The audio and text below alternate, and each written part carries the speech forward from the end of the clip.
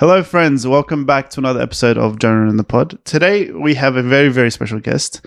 It's a bit of an interesting one. And before I actually intro him, the way it happened was this. I was actually, he doesn't know this, but it was a Sunday, and I think I was just down in the dumps a little bit.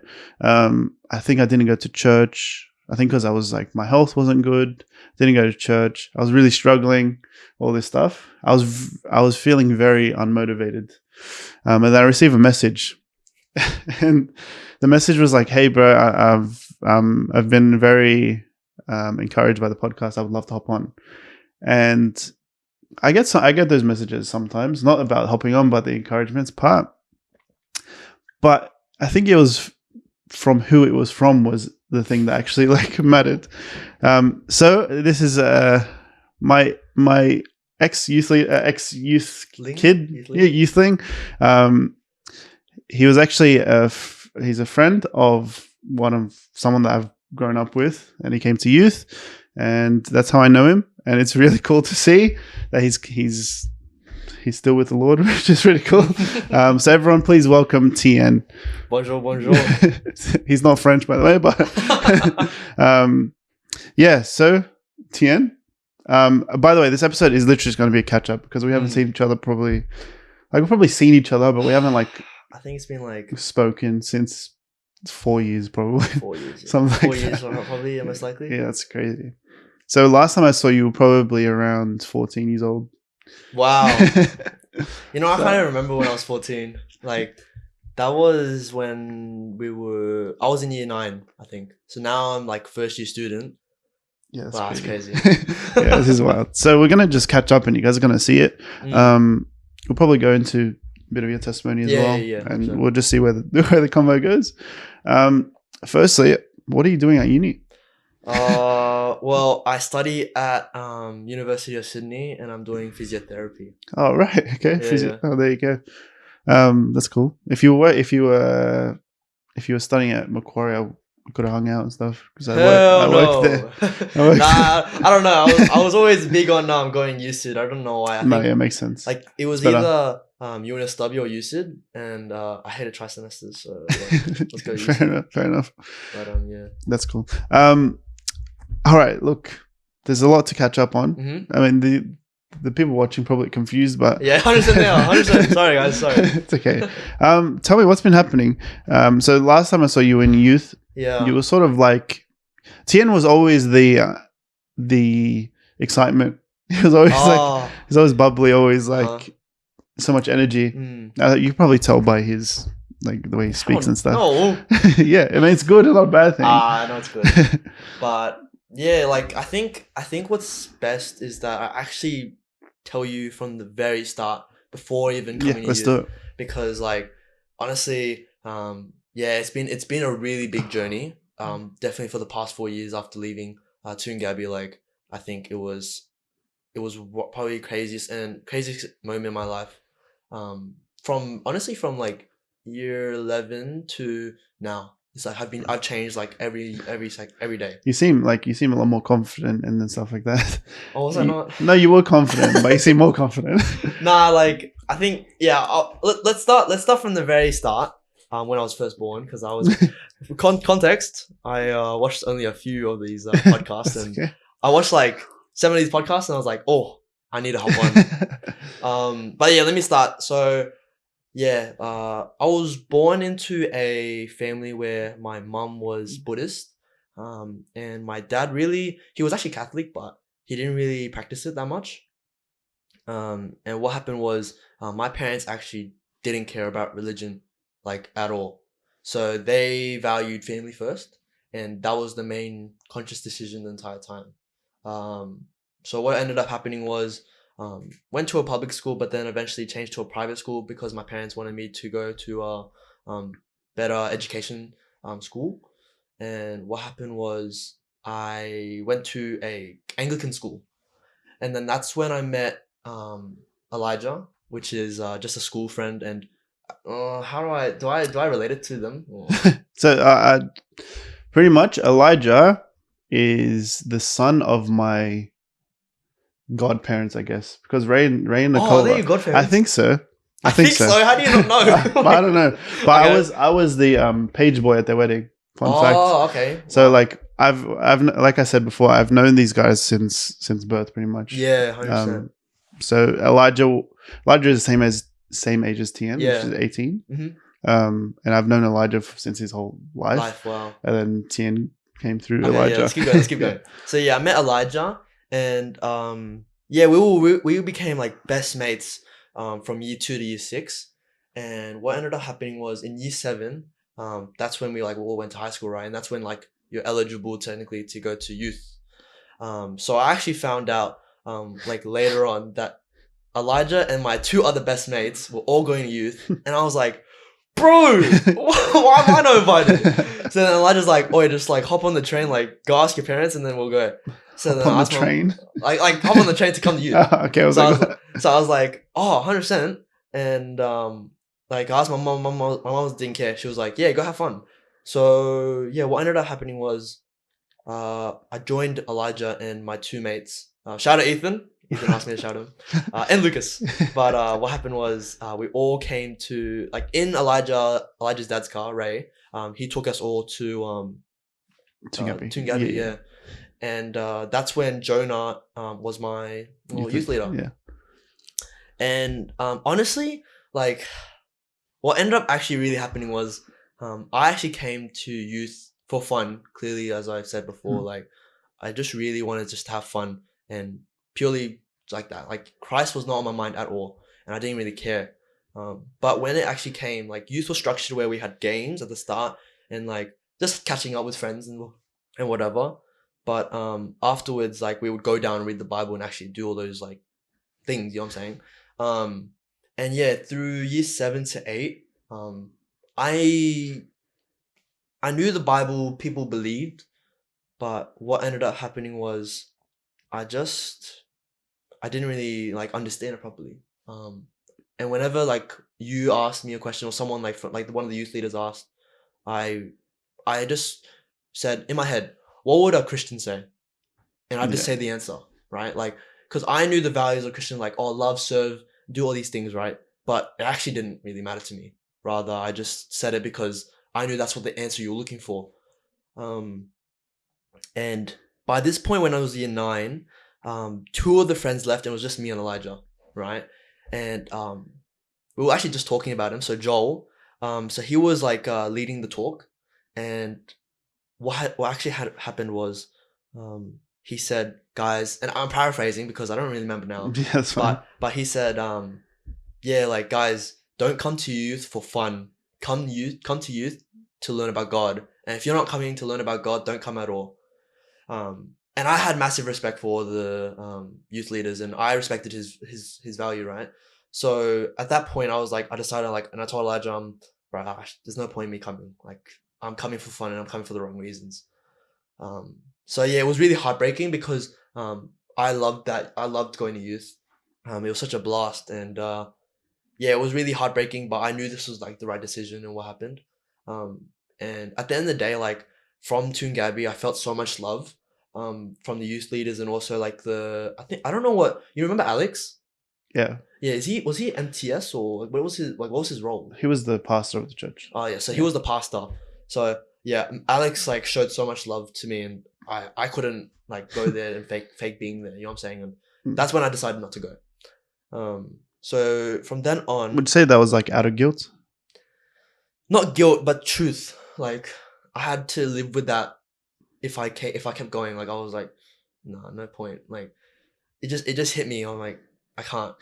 So yeah, what ended up happening was like yeah, I just stopped going to youth in year 9, and around about that was when COVID happened. So it kind of linked up probably perfectly. Yeah, and then in year 10 rather, I just focused on learning about other religions, and I really thought to myself, I'm like, I think religion is a really like big part of someone's life, and I think these people are all taking it really seriously. So like maybe I'll take a look into everything and see like what really is the truth, right? So I did look into Islamic beliefs, and I did a Buddhist step study for school, just for fun, but like that helped me Were you doing understand. like studies of religion or something? Nah, I wasn't doing that. I just did like a project, like it was just like a depth study for history. Oh, there you go. Yeah, Okay. so yeah, I decided to do Buddhism. So yeah, like those three were probably the biggest part of my life, because yeah, Christianity of course, Islamic because I had like Muslim friends from school, and Buddhism because my mom's Buddhist. You know what I'm saying? Yeah. So yeah, I was really looking into it, and ultimately I never really came to a penultimate. Like I didn't really know, and truly like I was a really big person on like can't everything like be in unity, right?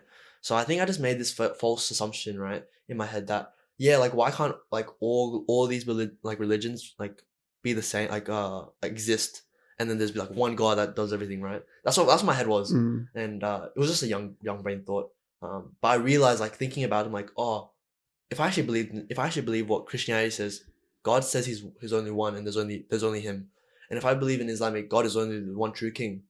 And then Buddhism, I don't remember, but that was the big part. So yeah, and that was stumbling in my mind, like till the end of year 10. Yeah, I fell a lot into just like the world. Like I didn't really care about religion really. But it was cool that you were like sussing it out still. Yeah, I think it was chipping at me. Like I didn't know why. I was so keen to think about religion. I just knew I was always focused on my future. That was the idea. Like what, like if I had a faith, or if I knew like deep down, like oh, if I'm an atheist, whatever. But my point is I had something to ground myself on, regardless. And that was the main focus, and that's what drove me to look into what faith is real and what's not. That's cool. So yeah, and then year 11, what happened was some of my high school friends, he invited me to his church, right? Like his church camp, and ultimately it was with Elijah actually as well. And then I was like, Elijah, like if you go, I'll go. And Elijah was like, yeah, sure. Yeah, that's and how then, it goes. and then what happened was, yeah, we went to this church camp, and it was. Can I shout out churches? Yeah. What do you think? Yeah. Let me get some water. No, I won't shout out the church, but I'd shout out the denomination. Oh, that's all right. Just leave it. Leave it. It's okay. Sure? Yeah, it's fine. It's fine. Oh my gosh, I'm so sorry. No, you're good. Okay, I'll just keep talking. My bad. Nah, it was a Pentecostal church. So throughout my life, I was always looking, like I was in Anglican school.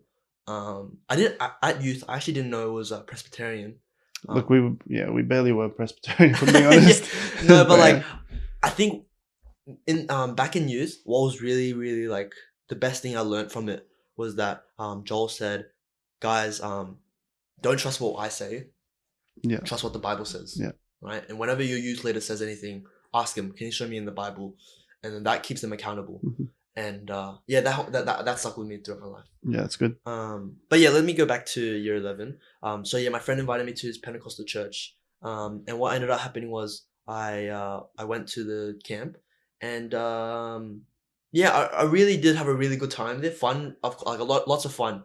But I talked to that minister up there, and yeah, he really encouraged me. He was like, I told him this entire part, like from now to before about my life, and he said, yeah, Tian, like I think God is reaching out to you constantly, and he's giving you that chance to come to him, but it's your choice. He has given you the free will to accept him or move on or whatever, you know what I'm saying?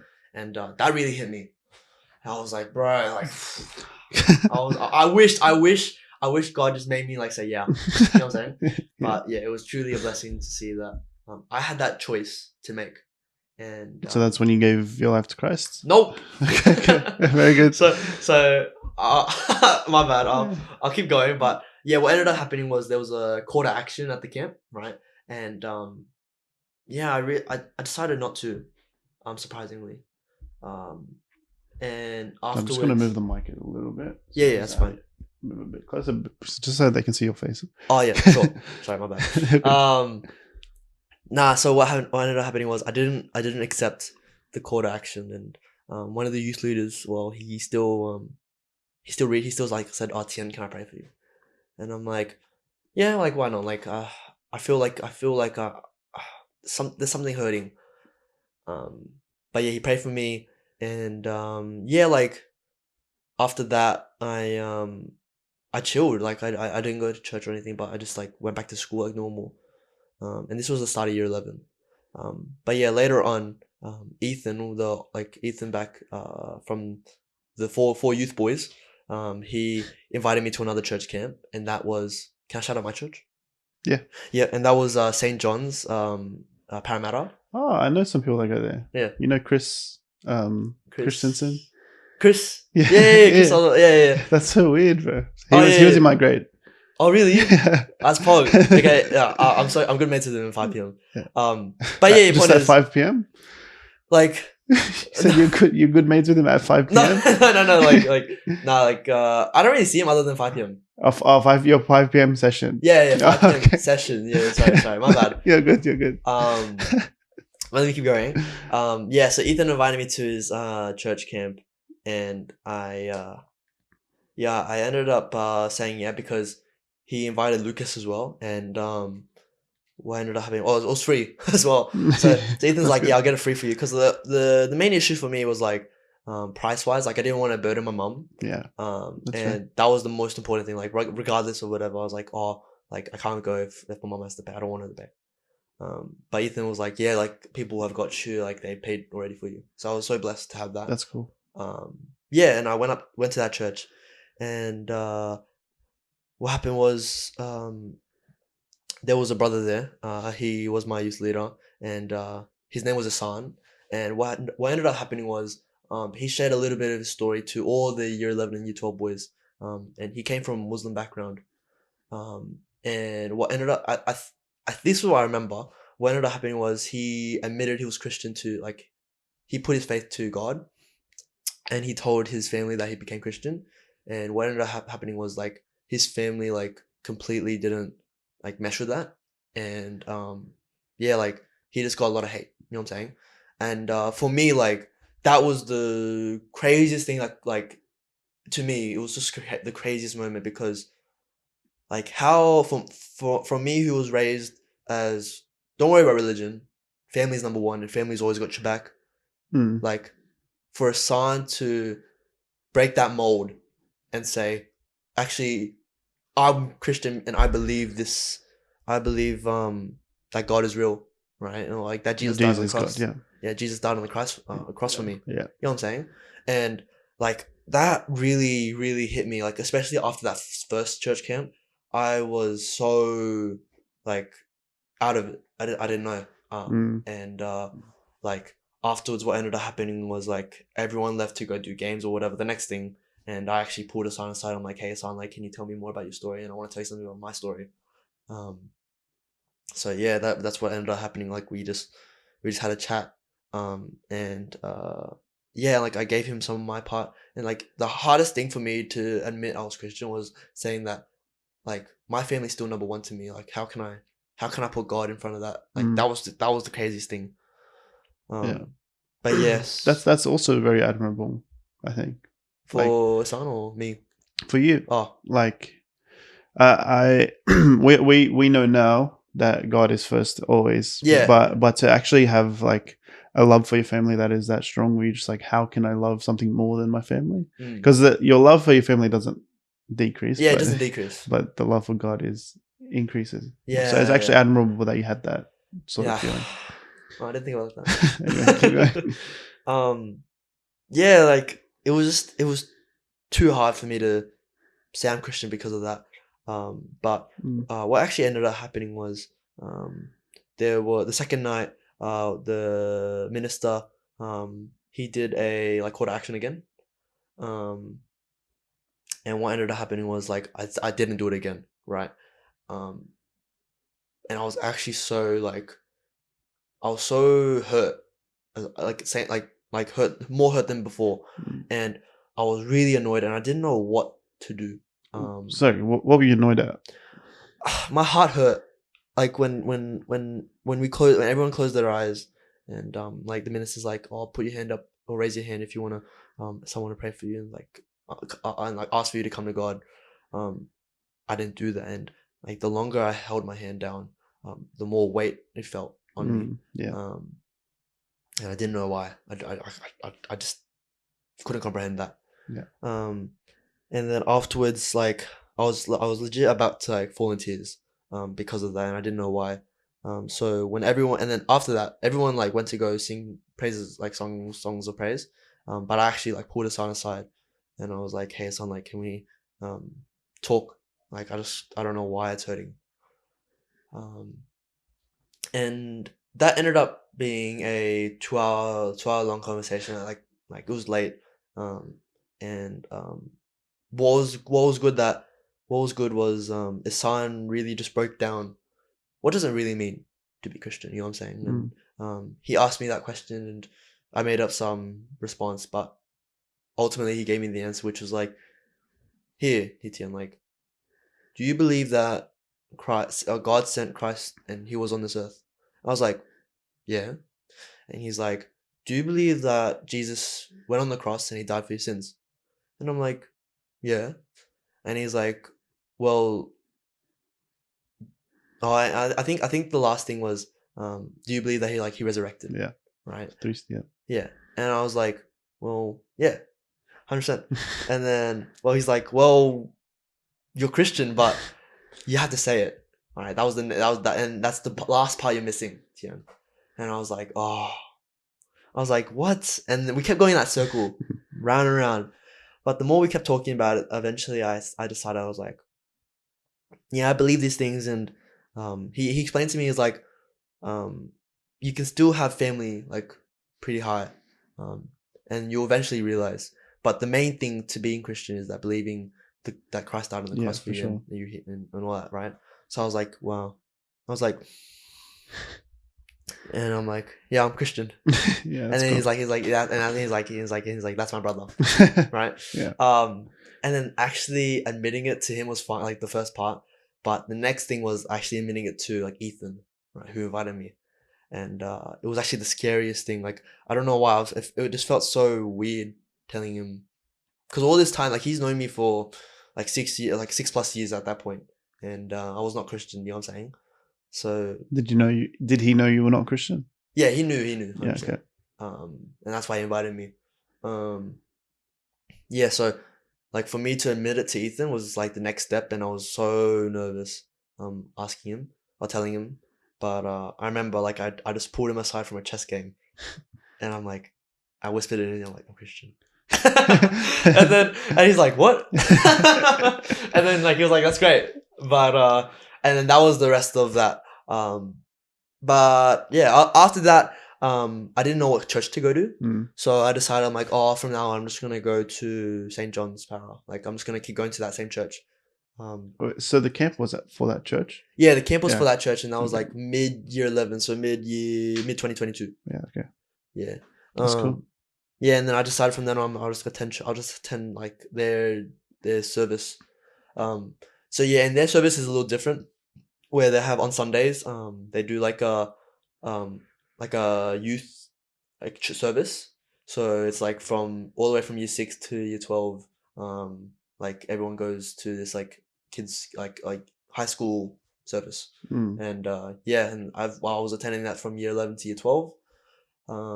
And in year 12, I actually got reached out to by some of the leaders, and they said, "Hey, Tian," and Ethan was going as well. So like, "Hey, Tian and Ethan, like, we think you would be a great leader for the Holiday Kids Church program." So I was like, "Oh," and I was like to Ethan, I'm like, "I'll do it if you do it." that's the yeah, saying. I think that's the running joke. That's the running play. And Ethan's like, "Yeah, I'll do it." And I'm like, "Okay, fine, we'll do it." So and then that's when I had my first like taste of like leading. And yeah, like I didn't realize how much stuff is going into them, and right, I feel bad. I feel bad. Honestly, it's the best though. It is like it's rewarding but tiring. But yeah, so me and Ethan had to create some games for the kids. We were always on games, and yeah, it always worked out. And yeah, I loved it. I really did love it. and I really grew a lot just learning about God, and I always ask questions like in just the Bible study, and I it was really hard for me at the start because I felt like, oh, all these guys, they've been coming to this church for like since he's 7, right? And like I'm just a new Christian, and I said I'm faithful, but like I feel like I always had this like complexity idea, like, oh, like I don't know enough, and it was hard for me to first open up a little bit, but bit by bit, I got closer with the guys, like my high school, like all the high school guys, and I grew a growing curiosity for God, and there was no judgment when it came to asking questions, when it came to like those questions time. Yeah, and after year 12, Ethan left that church eventually after year 12, but I had another friend from there, and his name was Daniel, and this guy, he was as close as Ethan at that point, and I found out that he was going to kids church, and he was planning to be like a leader for 2024. You know what I'm saying? Yeah. And at that point, I was like, oh, do I want to go? I'm like, but at the same time, I was thinking like, oh, bro, if this guy's gonna do it, like I gotta do it. If you do, I'll do it. Yeah, if you do it, I'll do it. So I think honestly that was the reason why I decided to say like, oh, I want to come, like I want to join. Yeah. And even asking that like the team leader for kids church, like even asking him, I was so scared because like, yeah, I did holiday program, but doing kids church and actually running it weekly is another thing. And I was so stressed about that because, well, I was beginning to do uni this year, and I didn't know how much capacity I had. But I decided, I was like, yeah, like let's have a go. Let's have a go for that. And I've been leading, and originally we actually just agreed to do 1 term of school, but now it's almost the end of term 2. So I've been enjoying it ever since. You've been loving it? Yeah, that's good. Yeah. And one last thing now, like, and I've opened my bubble now. Instead of just me learning about Christ, I've been trying to reach out to some high school mates and like really old church friends who haven't been coming to church, to just ask them how they're doing, and ask them what they think of God and all these things. That's amazing. There's a few things I want to say. I didn't want to cut you off. Yep. But so going back to when you said, what did you say again? When you said that you felt like your love for God wasn't like, it couldn't surpass your family and stuff like that. Yeah. It's interesting because I think a lot of people have that mindset to begin with. Like they believe the facts. They believe that Jesus lived, died, and rose again. But they're like, there's no way I can love God more than this, or there's no way I can commit my life to. Yeah, 100%. And I said that's admirable, and it is, because you understand sort of the cost, because it's not easy. But what people don't understand is like, you don't have to reach that point. You don't have to be at that point to actually, like, if I'm new to, let's say I'm new to football, and I actually really I start enjoying football. I'm not going to enjoy football more than I enjoy other things already. Like, I'm not going to love it more than the other things. It actually builds, it grows. The more you spend time with it. It's a separate thing. Yeah, it's separate. That grows, yeah. But then your love for that will grow. And I'm not comparing God and football, but I'm trying to make an analogy. But people don't really understand that. They're like, my love for God has to be like this, or even my standard or the way I'm living has to be like this. When realistically it doesn't. It's just like God tells us, come as you are, and then the renewal will start, the refinery will start, all that kind of stuff. So that's the first thing I want to say. The second thing, what was the last thing that you said? I can't remember. Being evangelical. Just you serving. Yeah, serving. And when you said you weren't ready, sorry. What is the shirt showing? So my shirt says kids church. Maybe sit up a bit. Should I stand up? No, don't stand. You can just sit up and it'll show there. So it says, I'm on the mic.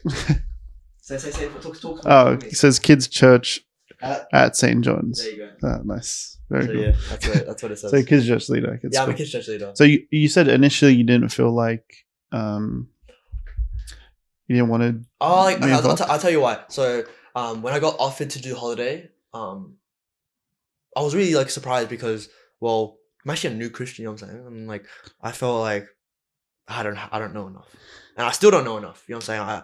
I am very very like poor in like terms of my knowledge of the Bible, and that's why I thought like a leader should have.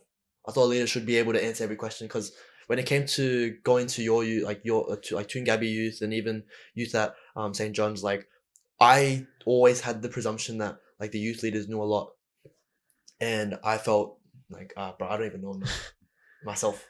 TN, bro, I don't know enough. Like, realistically. No, but I listened to your podcast, bro. You always like, oh, John 3:16, for God so loved the world. Oh. You know what I'm saying? You always did those like random, not random, but like those Bible verses. I'm like, bro, I wish I could do that. Well, look, firstly, that comes like the verses I know have meant something to me. It's not out of knowledge; it's out of actually love for God, and it's because it's helped me. Yeah. But the Bible is very clear. Like, childlike faith is massive, which I think that you have. Yeah. And that's what I strive to be, because sometimes I feel like my childlike faith isn't there anymore because I know too much. You know what I mean? Oh, interesting. Yeah. But it is obviously it's very good to build your knowledge and stuff, but knowledge doesn't define you. Mm. With your situation, you're teaching kids, and sometimes kids can ask like pretty insane questions, and sometimes they'll stump you. But realistically, you just be like, I'm not sure. I'll get back to you. Or even as youth leader, I have so many questions. I'm like, I don't know. Let me research and I'll get back to you. Yeah, like so it's teaching me as well. 100%. Yeah. Like, so don't be overwhelmed. I know that, and that's like I always express that like worry to them, and they said like, oh, you don't need to know enough, and it's every time I talk to someone, they're like, oh, if you get asked a question, if you get asked a hard question, just say I don't know, and then you get back to them later. Yeah. And that's like the response I always get. Yeah, that's right. God doesn't care about what you can do, or sorry, I shouldn't say he doesn't care. His priority isn't what you can do or what you know. It's about like your heart in things. So if you have a heart for God and you want to serve him, he's going to equip you for whatever he wants you to do. You know what I mean? Yeah. So if he's calling you to serve children, like he's going to equip you for that. You're going to be able to run games. Sometimes maybe you'll struggle and whatever, but that's right. It's always nervous. Yeah, of course. But being a youth leader is like, it's the same for me. I struggle still. That's tough, bro. Like it's, but you're equipped for something that, I could not deal with kids, but you're doing it. Oh, really? Like, I think I would really struggle with kids. Yeah. But maybe you'll struggle with youth. Like, it's everyone has their own sort of thing. And maybe you'll grow. Yeah, maybe you'll get out of it. Like, maybe you'll get to youth, whatever it is. But God is equipping you for what you are in now. So don't be overwhelmed. Don't be stressed. Just be equipped. And still read God's word and try and learn and try and understand. But yeah. Like I'll tell you now, like from the moment I became Christian till now, so it's been like a year and a half, right? Actually no, maybe 2 years. I can't remember. I've always had this thought, like, oh, like now what I do is I wake up and the first thing I do in the morning is I read the Bible, and and I always just pray about it, and that gets me set for the day. Even if at the start I had no clue what I was reading, like, because first thing when I became Christian was the leader was like, "Oh, read the Gospels, the 4 Gospels first." So I read them, and then afterwards I was like, "What do I do now?" I'm like, "I'll read chronologically." So I'm up to Psalms. I just finished Job. Well, that's good. But yeah, like some of those readings, like in Numbers and Deuteronomy, like Leviticus. I didn't know what the hell I was reading. But I think something I really learned, and something I learned to not be ashamed of, was just ask, right? Like I didn't care anymore. I just like cared about like growing in my just understanding of anything. So I always just reached out to my minister. I'm like, hey, have no clue what this means. Can you explain it? And then eventually he was like, yeah, blah, blah, blah. But then he was like, have you ever tried watching Bible Project? So I was like, oh, I'll give that a try. So now at the start of each book, I always watch the Bible Project and then get straight into it. And I think like recently, I've learned how like a really nice way to pray, which was implemented by the church. And what they did was it was like a little what's it called when you have a bookmark. It was a bookmark, and it was called 1, 2, 3 prayers, and it was you spend 1 minute reading the Bible, whatever passage it is, and you pray about that and pray what you learned. Then pray for two things: what happened yesterday and what's gonna happen today. You pray how grateful you are for what happened yesterday and soon what's happening today. And then 3 is you pray for 3 friends. Can be Christians, can be non-Christians, but just pray that they come to faith or grow stronger in their faith. And I feel like that's like probably the best prayers I've done throughout my Christian life. That's cool. That's mad. Praying for those, like it was, and because I was praying for like the people who didn't know Christ or people who were trying to grow in faith, like I feel like I have a duty now to try and reach out to them and that's cool. Do more. So can I ask, like with reaching out to your friends from school, what is it? Is it the prayers that actually made that sort of made it happen, or like made your heart want to do that? I think it was just because like thinking about people, right? Like I have an inkling feeling that they're just one step away from Christ. You know what I'm saying? And I know that Christ, like as a Christian, I know Christ is the way, and I know he's the truth, the way, the truth, and the life. Yeah. And because I knew that, why wouldn't I not bring them to God? And some sermon I think I heard was maybe it was even your podcast. What happened was like there's an urgency to bring them to God because you don't know when Judgment Day is coming. You know what I'm saying? And whether it be now or later, right? Wouldn't you want them to become Christian ASAP, right? So that gave me that idea. I'm like, oh, like it is so worth to go and just ask them to come. That's powerful, man. Or whatever. And I was talking to one of the people from church, and he told me like his experience of trying to reach out is like the one thing that the non-Christians like accept no matter what is if you just ask to pray for them. And I tried that out on with now 2 of my friends. Right, it's always worked. So I'm gonna keep this podcast a secret, pray for them, and then tell them, oh, like listen to the podcast, and then they'll see this and they're like, oh, he's got me. He's got me.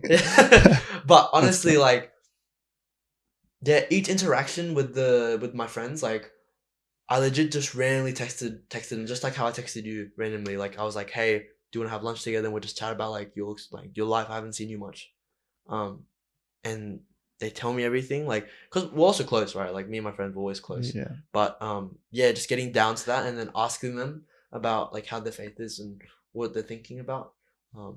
Like they've opened up to me, and I'm so happy that I can be there. Like, because I feel like community is such a big thing for for just the Christians in general. Like you need someone to always bring you back up. Like when you're down, you bring them up, they bring you up, and when they're down, you bring them up. You know what I'm saying? And that was how much love I felt from both like Toon Gabby and even St. John's. You know what I'm saying? Like every brother and sister like I've met, they've been so supportive of like just life in general, and like even faith specifically. Yeah. So I just wanted to like when that happened to me, I wanted to be that person for others. That's amazing. Bro, you don't understand how powerful that is, because most people don't have that, and it's upsetting. But like even for myself, I struggle like to evangelize and that kind of stuff. Yeah. But it's amazing that you have that. Like, I'm not joking. I don't know. It's a gift. I'm telling you, like use it, and it's cool because a strategy that I've heard of evangelism. It's called prayer, share, care. No, prayer, care, share. Okay. And it sounds like that's what you're doing. so you're praying for them. Then you're asking like, hey, bro, I want to hear from you. Like tell me how's life. Yeah. And then once you sort of actually listen to them and you're loving them, it's like you actually share what's been on your heart, what's changed in your life, sort of thing.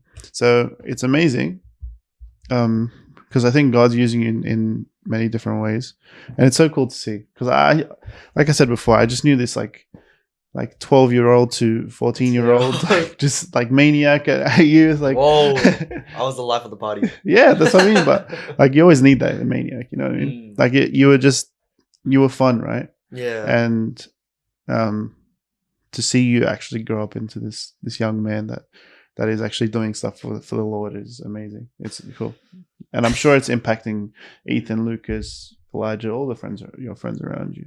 I think like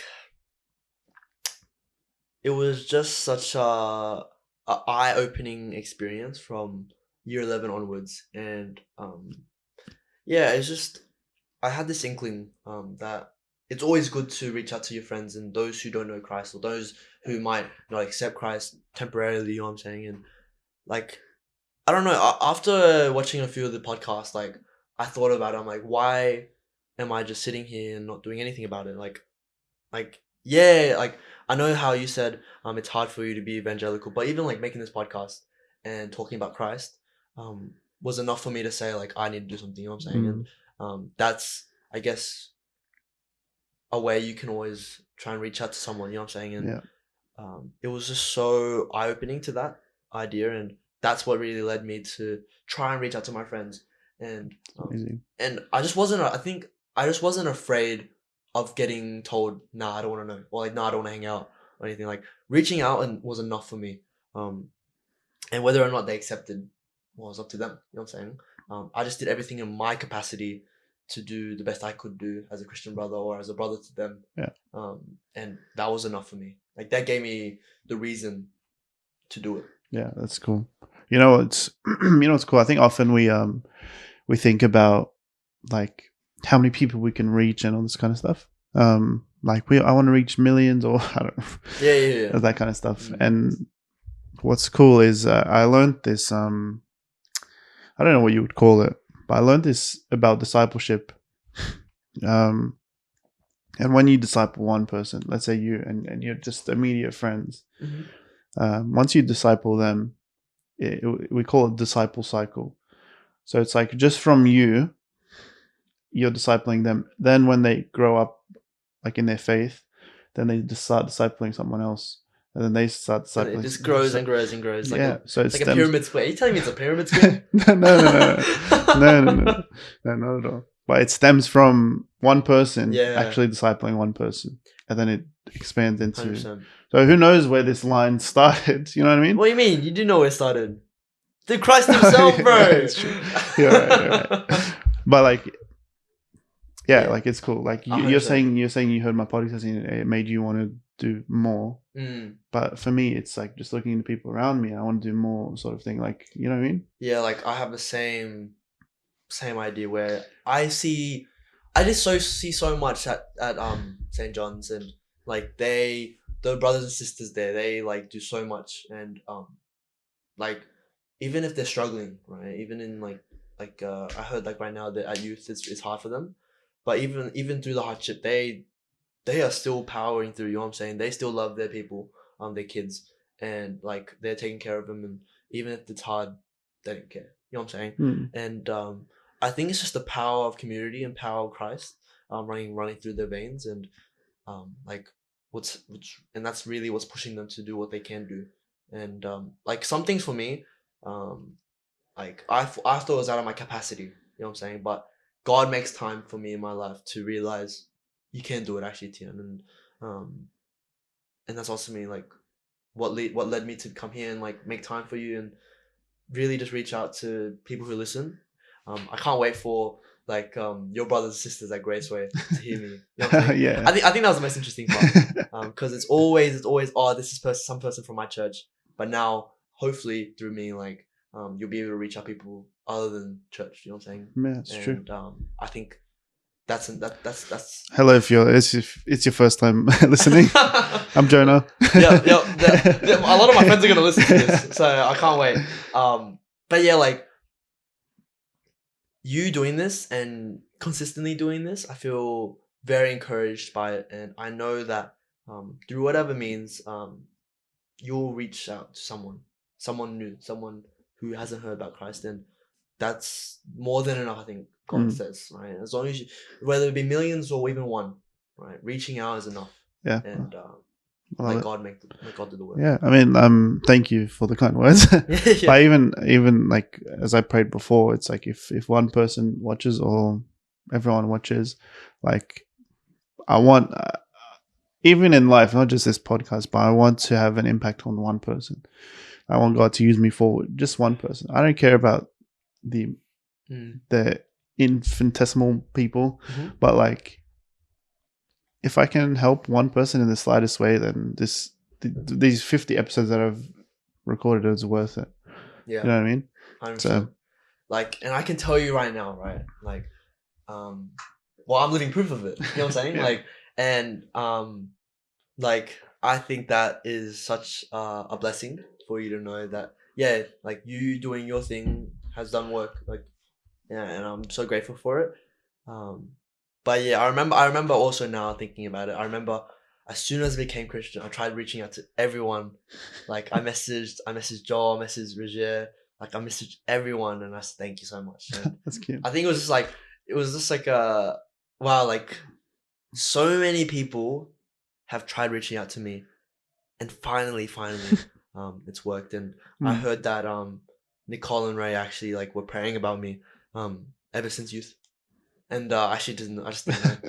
Yeah. So yeah. It's just like the little the Bible talks about, I think in 1 Corinthians, it says Paul, what did it say? Sorry. It says, so Paul's speaking, he's like, I planted the seed, Apollos watered, God does the growing.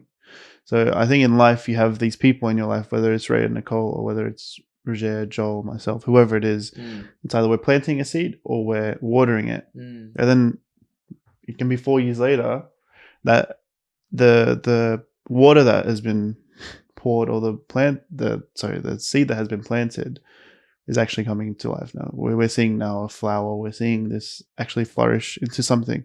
Yeah. And it's 4 years later when we have nothing to do. Yeah, it just takes a lot of time. But God's doing the growing. I know. But he's using all these little people to do great things, which is cool. Helpers. Yeah.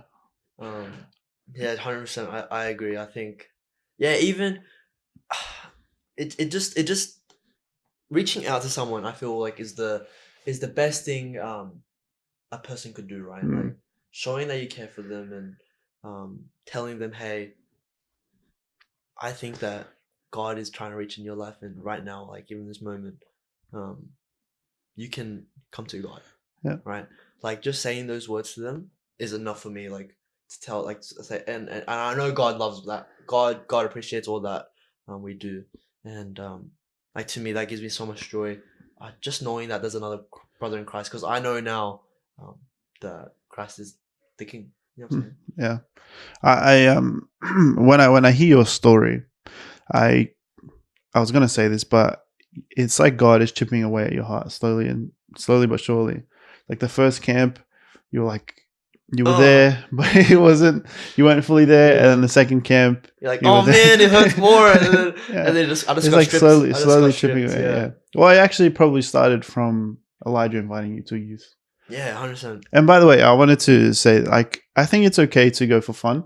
I know it sounds a bit weird. Yeah. Because that's what started it. So going for fun is fine. It's just, I think what happened was you're like, why am I actually going? Because this isn't necessarily like it's not meant to be just for fun. So I think you felt like you were missing something, or like you weren't actually coming for the right reasons. But I would always encourage people to come, even if it's just for fun. Yeah, like I know Joel said something different, bro. But I think that was the message I took out of it. Oh yeah, fair enough. But 100%, I think I agree. I think regardless, rocking up is the first step. Right? Yeah, rocking up is definitely the first step to coming, and then afterwards it's actually thinking about why you're coming, right? And I think that was why it was just like a pivotal moment for me. Oh, that's good. For other brothers and sisters, it might be different, but to me it was just like that, and that was the course of action. Mm. But I strongly recommend for anyone to Just invite go. their friends, you know what I mean? Yeah. And even if their friends think it's fun, right? At least they have exposure to Christ, you know what I'm saying? And that's what happened to me. Yeah. Like, I came for fun, and slowly but surely I learned about God. Mm. And yeah. See, would you say like would you say youth was fun, or did you just feel loved? And that was like the Both. I think it was really both. Like, I loved hanging out with can I say some of the guys' names? yeah. Name the guys, not the girls. I think. Yeah, okay, the guys. I love talking to Antun, Yeah, you can just say Anton. Yeah. Jason, and Malachi. Even Malachi. You remember Malachi? That's so weird. But, I remember my brothers. No, But I didn't know you and Malachi had like a layover period. yeah, we were there for. Anyway, point is, like, I still loved all the brothers. Yeah, it's cool. But like, By the way, Malachi, things have been happening, bro. oh really? Yeah, Malachi's come to know Christ. That's like, good. This year. That's great. This year, last Is year. it great? Bro, I don't know. No, yeah, it's fantastic. Of course, that's good. Wait, you sounded like, oh, bro. No, like because I wasn't sure if I should share, but like crazy stuff. Yeah, like 100%. I think like going to youth, I really thought about like the people really helped, because it felt like it was just fun, right? But that fun really turned into a lot of love for one another. And I tell you one moment that really like told me, Tian, you should go, or not really Tian, you should go, but like it just pushed me to, was the time when I broke my phone. Do you remember that? No? Okay. I broke my phone on Thursday. I'll tell you. So what ended up happening was we were just playing in the car park, and it's at church, right? yeah, this is at Toon Gabby church, Yeah. And we're just playing in the park or something, and what ended up happening was me and Elijah just like started running, right? Like run away from like the guys or girls, I don't know. And when I tripped, and like I fell, and I had my phone in my hand, and I cracked the corner of my phone. I feel like I have the faintest memory of this. And it shattered, like the corner shattered, and I was devastated. But at the same time, I actually hurt I had a massive scab in my elbow. Why do I remember this? I can show you. I have like the more you're speaking, Do you see it right here? So it was right there. Yeah. And what ended up happening was, like I was crying so much, and it wasn't even because of the pain. Rather, it was because I had to pay. Like I was thinking, like, oh, like my mom has to pay for this, and I don't want her to pay for this. Like I am so sorry to my mom, and what really happened was like I did not feel pain physically. I just felt so much pain in my head, and what really helped me go through that was that like Alex, the pastor, he was like, even though he didn't have much, right? He was like, Tian, like, I hope this is enough, and he gave me some money for it, and I just felt so much love for him, and I actually like. I'm pretty sure I've kept that $50 in my in some part of my room, and like I never used it because I couldn't use it. You know what I'm saying? And I remember like Jason, he's like, oh, like I know someone who can like repair phones for cheap, blah blah blah, and every brother and sister there really reached out like, Tian, like we can help and support you. That's cool. Yeah. So like, and that paired with Joel's like message was. Like, Tian, no, I told myself, I'm like, I can't, like, they're such loving brothers and sisters, and I'm here for the wrong reasons, you know what I'm saying? And that's what drove me away.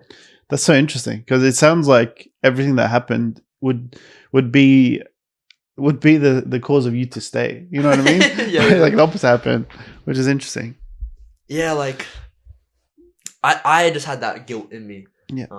To say, like, I'm using these people. Well, look, whatever it was, I mean, it led you to who you are now. Yeah, it's at the end of the day, like everything's an experience and everything's a learning curve. But definitely, Toon Gabby Overflow. Overflow, yeah. That was my childhood, and that was my first start in class, I think. That's when the seeds were planted. And the watering just kept going and going. Yeah, it was overflowing. Sorry, it was there. Okay, wow. All right, calm down. It was there. All right. But 100% like that's truly like what happened in my life. And I really didn't think at the start my story mattered. Like, but I felt the more and more I thought about it, was like, wow, like I feel like I can tell someone how tough it is, right? And eventually, hopefully, it can touch them to think, yeah, like even though my life's hard, because everyone's life's hard, um, there's still salvation with Christ, Yeah, absolutely. and that's the most important thing.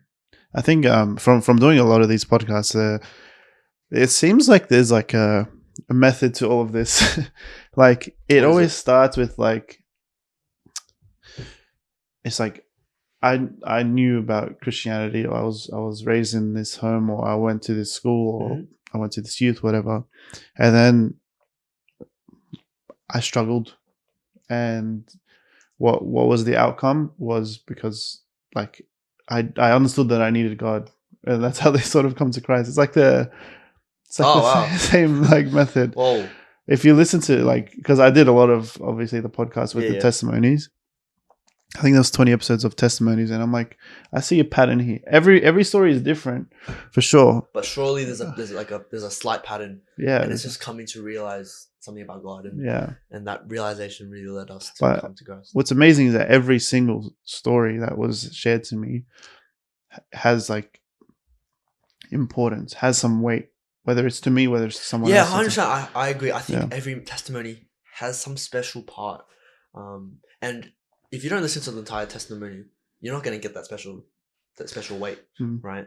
But yeah, hearing those experiences from people, you begin to realize, wow, like God does so many works, and someone's life could be so hard, and my life's easier, but that person's still like going to God, right? And I feel like maybe that could be something used to tell someone, hey, like your life isn't as hard, but Christ is, you know what I'm saying? And Christ came down, took our sins, and led us to have a chance to come to God, you know what I'm saying? Yeah. And the more I realize about God's story and Christ's journey to heaven, I mean, not to heaven, like just to the cross and whatever, but just his story, I realize so much, like the little things or the pains that I have in my life is nothing compared to that. And I think that's the really big message that like all testimonies show, right? Like they realize the pain I go through is inadequate to God's or Christ's. It's not even like, it's definitely Christ's pain and all that kind of stuff. I agree with you, but it's not even just that. It's God's love is way more superior than the pain that I feel. You know what I mean? So the balance, like about that.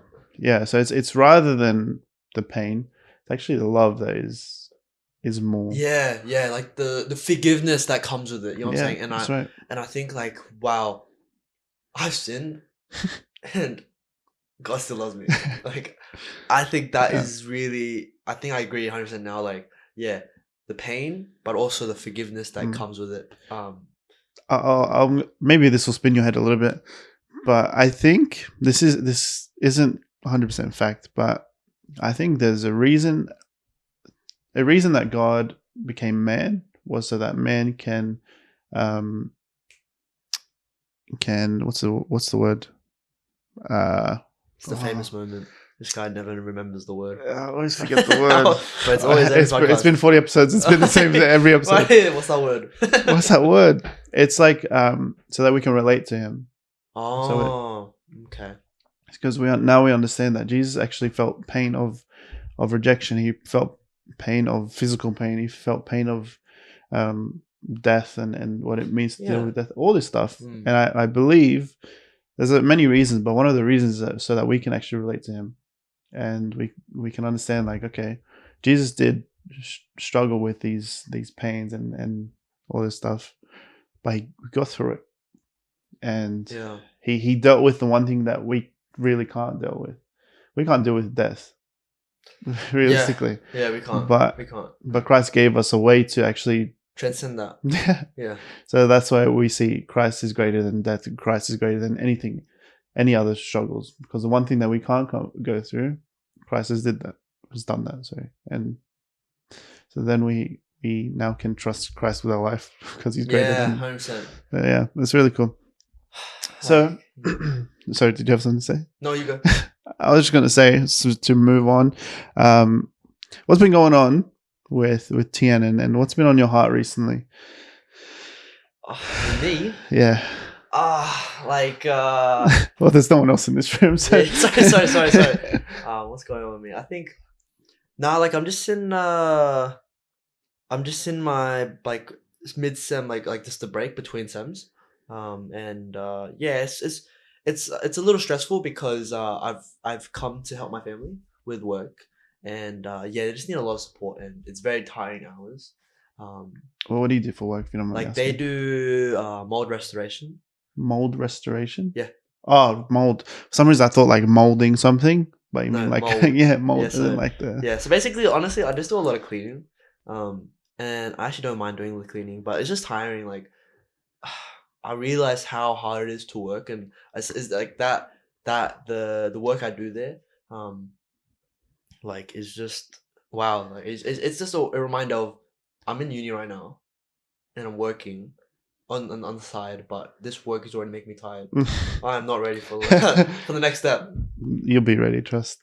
But yeah, like that's just tiring. But I think yeah, it's just really reaching. I think my biggest thing right now is just reaching out to people I've been close with, and asking them, hey, like, how's God, and That's cool. yeah, all those things. I think that's really my my goal for the holidays, reaching out to those I haven't seen in a while, but also just catching up with some friends, and even my girlfriend. We just You have a girlfriend now, yeah, I huh? do. I was trying to like segue it in. But no, fun fact, we met at St. John's Church. So, Oh, nice. so yeah, she yeah, it's just Actually, I saw on Facebook. I saw like I saw you, and I was Yeah. like, oh, there's a girl in his profile picture. Yeah. I'm like, curious. Huh? No, let me tell you why. Interesting. Yeah, I'll tell you a fun fact, okay, guys. For all the men with couple, Man. I don't know, men with the spouse. My Christian friend was like, I saw him change his profile picture to him and his girlfriend. I'm like, wait, why'd you do that? And he's like, bro, everyone at uni's been like trying to like talk to me. So he's like, wait, if I just put my girlfriend on it, they start talking. And then, but and then when I did that and my girlfriend like saw it, she's like, and I told her the reason, she's like, bro, no one talks to you anyway. I'm like, okay, wow, like, Wow. okay, calm down. But Your girlfriend seems loving. yeah, she's just we just have banter a lot. Yeah, that's cool. That's what you need, man. 100%. And yeah, like our relationship and our like where we are, like we're always growing. And That's cool. And I love this is the one thing I love about like our relationship, and I can spread this on to any other Christian brothers and sisters, is that we really emphasize the weight of Christ, and That's that amazing. instead of growing together, we grow in Christ together. And I always thought of like a I don't know how to explain it, but like it's like a ladder system where it's like we both come to Christ, and together we get closer. You know what I'm saying? Like from the bottom all the way to Christ. At the Yeah. top. I know what you're talking about. Yeah, you're saying. I forgot what it was I don't know. called. I'm not that smart. And Well, I think it's what is it? don't I think worry, it's like a triangle, whatever. What's that word again? What's that word again? I No, don't know. I'm joking. No, but yeah, I think it's just a triangle, and the closer you get to God is when you get closer together. Yeah, right? yeah. And honestly, that is so that's so like rewarding, because well, first her family is like Christian, so they love that I come to Christ. But secondly, like we just have a God-centered relationship, and that is really the pinnacle of like how we forgive each other when there's arguments and whatever and those things. And I just say to myself whenever I get mad at her, I'm like, oh, God forgives me. How the hell can I not forgive her? I have to forgive her. And I forgive it. That's a good way to So forgive. I think that's like the best way. It honestly is the best way. So that is really a life lesson I'm learning, and I'm still growing in my Still very young, yeah. but yeah. But 100% she's a really good person, and I'm grateful that I've had the chance to try and bring her to like the Christian groups in uni as well. And yeah, so I'm doing as much as I can. That's cool. That's mad. Yeah. That's cool. Yeah, well, we've been going for an hour and a bit.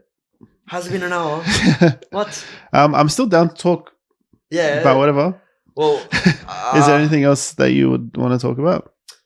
I mean, I really just wanted to use this platform to talk to others and talk to some of your church people. It's interesting, yeah. No, it was just because I feel does Nona come to this? She doesn't go to my church, but does she listen? Yeah, she's been on it before. Well, I don't know if she listens to it. What? She's been on it? She's literally right behind you. Oh! I gotta find that one. Okay, anyway, point is, I think I really just want to record this and become part of the community of yours. And yeah, just catch up with you, but also catch up with them. You know what I'm saying? And I love everyone from Tungabi. Like, they really just loving people, and there's just I can't repay that. You know what I'm saying? Even just hopping on this podcast, like, I don't even know, like, what I can't believe you said yeah. I was actually nervous, but second podcast, I think it was, his name's Daddy or Fatty. He's like, he said at the end, bro, anyone reach out to this guy. This guy needs him. I need them, yeah. So I was like, I'm after hearing that, I was like, yeah, I'm 100% down to go for that. And I was just I've been so excited. And I don't know why. Well, I'll say this to you, and if your friends are watching, anyone that wants to come on, please do. Okay. Bro, shout out Elijah, hop on, bro. Elijah doesn't want to, but we'll see. No, and Joel, I really love to hear Joel. I haven't heard from him so long. It's up to him. I know. But honestly, if you have any mates, I should get Chris on. I think I've spoken to him about it. Bro, you should. I've spoken to him about it, but he seemed a bit hesitant. But I feel like, I guess we can talk about that now. Like, yeah, what is the struggle when it comes to like reaching out to someone to come invite them to talk on a podcast? There's not really like I don't mind asking people. I don't care about the rejection part, which is something. That's a blessing. Yeah, I mean, you learn it. I think as a man, you should learn it. Yeah. I think it's just like, who do I ask? You know what I mean? I could definitely be more diligent in asking people. But I just like, I don't really know who to ask. Yeah. And then like lining up a time and all this stuff these are excuses. I should be asking more people, but it's like, all I know realistically is like 2 new people and my current church. Yeah. Interesting. I mean, just for me, like, I'm kind of been inspired by Jonah And The Pod. So me and Elijah and like some other guys were like, oh, what could we do for a podcast? Actually, that's funny. Honestly, yeah, we were talking about if you guys need help, then I'd love to. I'd love to. But yeah, I feel as if right now you feel limited in who you can reach out to. Like, it could be simply just like asking someone from your work. You know what I'm saying? And like, I think you've already understood that it's like a mixture of excuses and also laziness. But I definitely think reaching out to some people, some communities that you never thought of, maybe actually the next step to just being better. Yeah, I just don't know. Like, I don't know a lot of people. I think that's also. I think it's like, are you introverted? Oh, no. I remember last time I heard from the podcast, you're like 60% extroverted or something. Yeah, I was massively introverted before. Now you're still extroverted? Yeah, I was massively introverted before, but I think I'm more extroverted now. Yeah, that's good. I think it just goes with confidence, to be honest. But yeah. Firstly, I wanted to say, like, I think I've said this already, but I love the fact that you have this passion for God, that you like. You aren't afraid. Like, sometimes obviously you get nervous and whatnot. That's normal, but like, you're not afraid to speak up for whatever it is, which is like, I'm telling you, that's a dying breed, bro. It's really like, it's amazing to see. It's just the way I think. It's just like, it's amazing. Bro. I think of it as in like, why would I be scared? You know what I'm saying? Like, how? And I think it's just like the world of social media.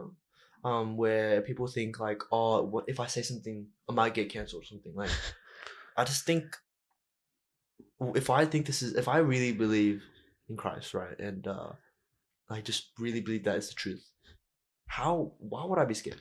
Well, I think there's fear of rejection, fear of being made fun of, all these things. I mean, yeah, that comes with it, and I've been blessed that I just haven't been made fun of or anything like that. Yeah. But even if I did, like, coming now, or like up to this point, even if I did get made fun of or rejected, right? Like, well, you also got to think what did you do? But like majority of the times, I'm just simply asking someone, hey, do you want to talk about God, or like whatever, and yeah, I think it's it's a very sticky situation when it comes to reaching out for someone, and you just gotta learn like when the person's ready to talk about it. Because I know when I was talking to some of my friends, like at the start, you don't instantly bring up God, you know what I'm saying? But by slowly exposing them about your story, like I think everyone's story about Christ is such a powerful tool to slowly get the other person to like say, oh, I actually think of this about God, and then you can go straight into a conversation, just like that. Yeah, you know what's a big thing is that people see like even the small things that you do, even if it's not. So you know George Denker, he does podcasts and stuff like that. He always says this quote, and he says, every day, every second of your life, you should be preaching the gospel. And then that's pretty hard. and then when it's necessary, use some words. Meaning like your life has to be like Christ-like. It has to be. Sometimes we struggle. That's fine. As we was talking about before, God is forgiving, very forgiving. Yeah. But we don't use that as an excuse, but we use that to actually keep us going. And I think just in everything, but I struggle. Everyone that's watching struggles. You struggle. Like we all struggle. We all struggle to do it. But I think that's the biggest way of reaching people, and speaking is important as well. But like, just reaching out to friends and showing that you care for them, showing that you love them. But even having a smile to someone, you know what I'm saying? I think I agree, like with what George says, and I think I never thought it like that. I just thought like if you're really Christian, you show yourself as a Christian, right? And you do the things that Christ asks us to come and do, and that's to be a loving and serving individual, and be slow to anger and respond to them with love instead of anger back. You know what I'm saying? And those are all things like I'm learning still. Right? Yeah, we're all learning, bro. But like at the end of the day, I feel it's not a challenge to become Christian. And when I actually admitted I was Christian, there was no 180. I was the same person, just said I was Christian. You know what I'm saying? But eventually, slowly, the plant grew and grew. I said that you probably haven't reached it yet, but I said in one of the podcasts as well. The exact same thing, literally like that. Wait, no way.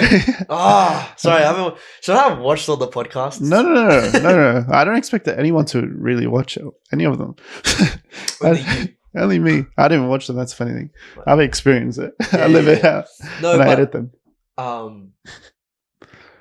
But yeah, the 180 isn't instant. There has to be a 180, but it's not instant.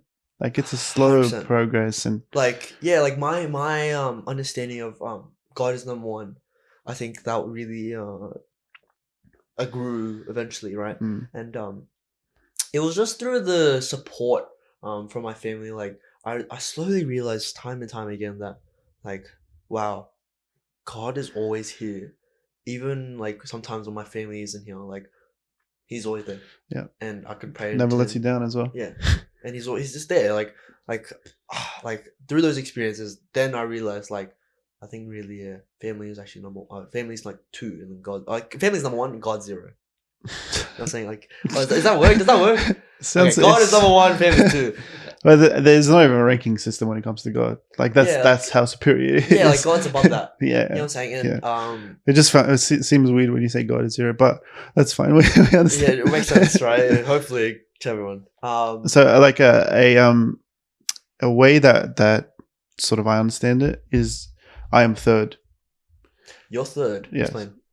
So it goes God first, and then people around me, whether it's family, friends, or whatever, second, and then myself third.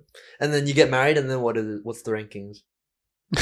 Well, the people are all one, so they're also family, friends. You know what I mean? What? I swear when you get married, like, but there's rankings inside those as well. Don't get me wrong. Right. So you just like did the broad version, okay? Yeah, I did the broad version, but like in a Christian life, we should always be third, meaning God first, other people and then ourselves. I never thought of it like that. Yeah, that's fair. Yeah. I think that's something to learn about. And you'll hear like if you continue watching the podcast, you'll hear me say like my favorite verse a lot, which is Philippians 2 verse 3. I may have already said it in one of the podcasts you've listened to. I probably haven't. Yeah, say it again for me. But it's do nothing from selfish ambition or conceit, but in humility count others more significant than yourselves. Or the interests of others, either one. More significant than yourself, yeah. So meaning they should be above us, meaning we should sacrifice for them. And if we all live like that, none of us would have to live for ourselves because we have other people living for us. Yeah, and I can tell you right now, like I can see that already from my church. Like, oh man, like I'm so grateful for people. I think truly another driving factor to why I reached out is because I feel like the people I'm talking to, they don't really have many people to lean on. You know what I'm saying? And I knew that I had that relationship with them, to reach out to them, and like that's why, like, because the brothers of Christ and the brothers and sisters of Christ at church, they help let me lean on them. Why can't I let these brothers lean on me? And that's really what made me want to go and say, yep, I'm gonna go ask them. You know what I'm saying? And like, just like you said, the interest, like putting others in front of myself, was so important to me. And I knew I wanted to reach out to them, and it was so rewarding me doing that. Yeah, it's amazing. Can I say, just don't, if like there's going to be times where you feel unmotivated or 100%. Like even whatever it is, there's going to be there's going to be times where you feel just so out of it, whatever it is. My suggestion to you is maybe listen to this podcast again. I don't know if you. This guy's plugging the podcast in the podcast. No. You're. I want you. If you ever struggle, have a listen to this podcast. This one specifically. Wow, I mean, because I think seeing like. I should do this actually as well because I haven't listened to any of my old podcasts. Listen to your first one, your testimony. Yeah, I should. Okay, wait, keep going. But I think you'll be like, because sometimes we reach points where we're like, you don't think about it anymore. Yeah, we struggle and we forget what God has done in our lives. Yeah, 100%. So when you remind yourself, while you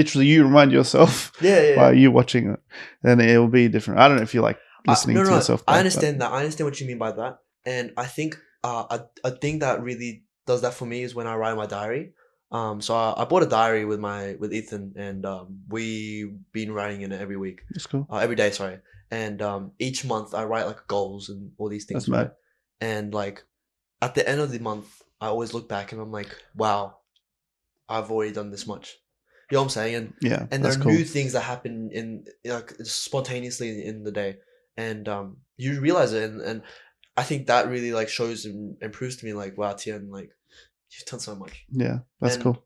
Yeah, that's amazing. I love that. I think you should do that. If it's look, journaling has always been recommended to me. I just never done it. It's hard. Sometimes like I get lazy and I just like forget 3 days and then I write all 3 days and once. Yeah, like, sometimes you just just like that. I'll say this. I've said this in look, the podcast is just me repeating myself a lot. That's okay. Oh god. Okay.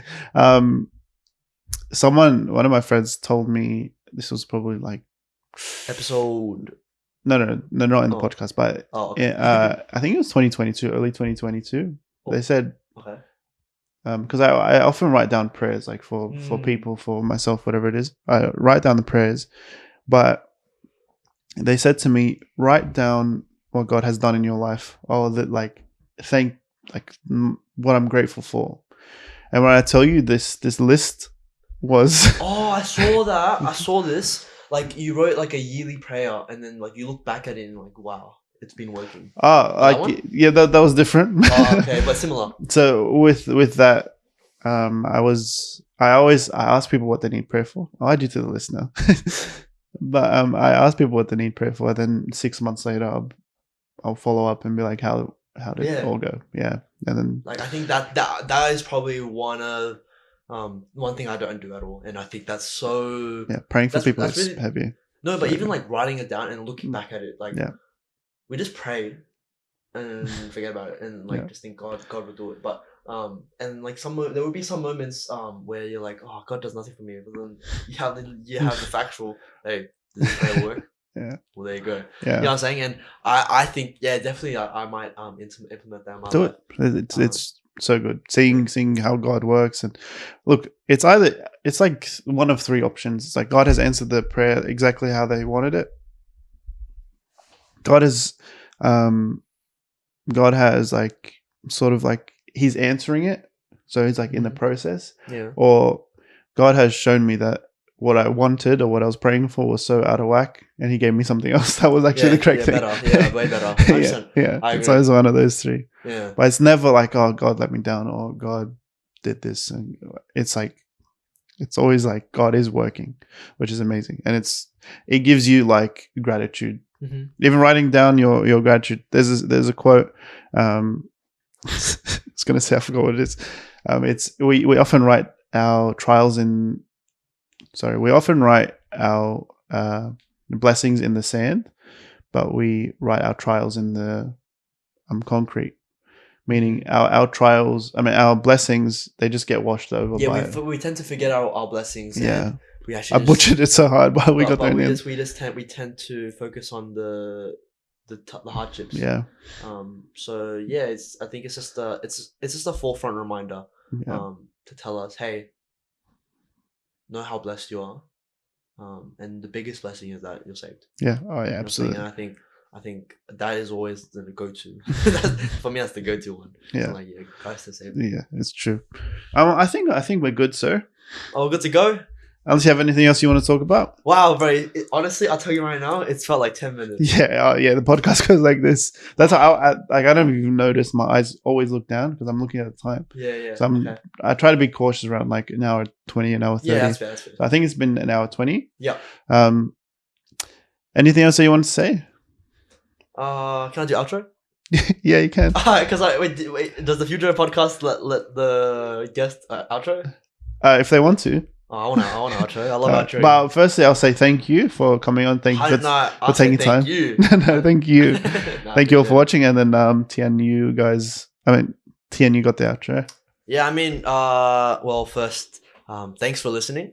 To those who are part of Jonah's community, I really hope that this message and hopefully I was just trying to maybe just tell people to be evangelical and reach out. Yeah, amazing. And I just pray that you brothers and sisters can first hear these words and know that God is behind both me and you. But yeah, just go reach out to a friend who is in need, and you always know that you always have someone like that. And to my friends, I probably referred this podcast to you because I probably missed out a few bits from my testimony to you in person. So hopefully this can just give you a snippet of my life, and that ultimately we are all saved, and that I'm not even perfect. And I think it's just such a blessing to hear from an old time youth leader to now a brother who's a loving and caring guy and trying to reach out to the world. And that's ultimately where I'm trying to walk in his footsteps. So yeah, thanks for listening, and that's it. Nice. Yeah, thank you all for watching, and peace.